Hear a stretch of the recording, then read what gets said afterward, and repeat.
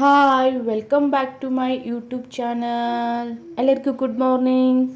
ಇವರೇನಪ್ಪ video start ಆದ ತಕ್ಷಣ dress ತೋರ್ಸಾತಾರ ಅನ್ಕೋತಿರ್ಬೋದು.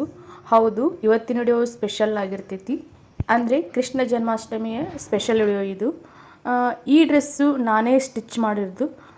ಅದಕ್ಕೆ ಇವತ್ತು ಕೃಷ್ಣ ಜನ್ಮಾಷ್ಟಮಿ. ಸೊ ಯಶೋದೆ ಗೆಟಪಲ್ಲಿ ನಾನು ರೆಡಿಯಾಗಿ, ಹಂಗೆ ಕೃಷ್ಣನ ಗೆಟಪಲ್ಲಿ ನನ್ನ ಮಗನೂ ರೆಡಿ ಮಾಡಿ, ಹಾಗೆ ನಾನೇ ಸ್ಟಿಚ್ ಮಾಡಿರೋ ಡ್ರೆಸ್ಸು ಹೇಗಾಗಿತ್ತಂತೇಳಿ ಕಮೆಂಟ್ ಬಾಕ್ಸಲ್ಲಿ ಹೇಳಿ ಪ್ಲೀಸ್. ಹಾಯ್, ಎಲ್ಲರಿಗೂ ನಮಸ್ಕಾರ. ಎಲ್ಲರಿಗೂ ಕೃಷ್ಣ ಜನ್ಮಾಷ್ಟಮಿಯ ಶುಭಾಶಯಗಳು.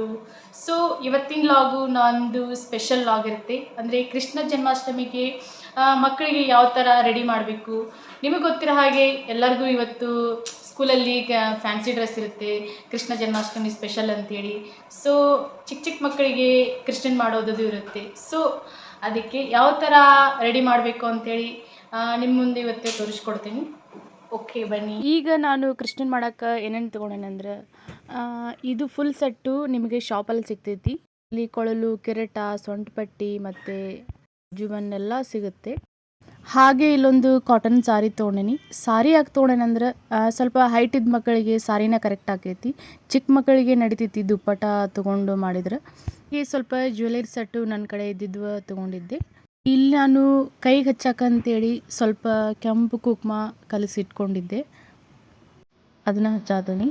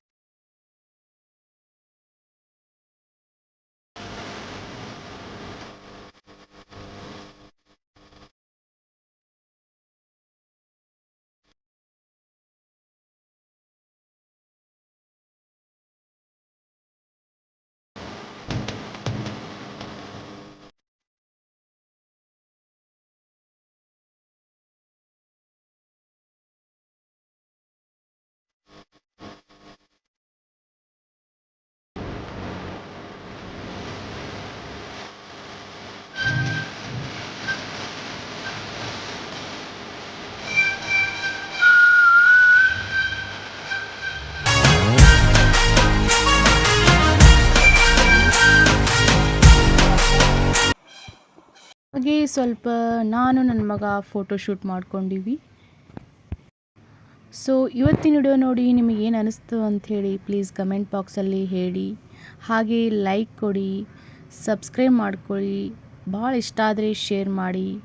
Okay bye.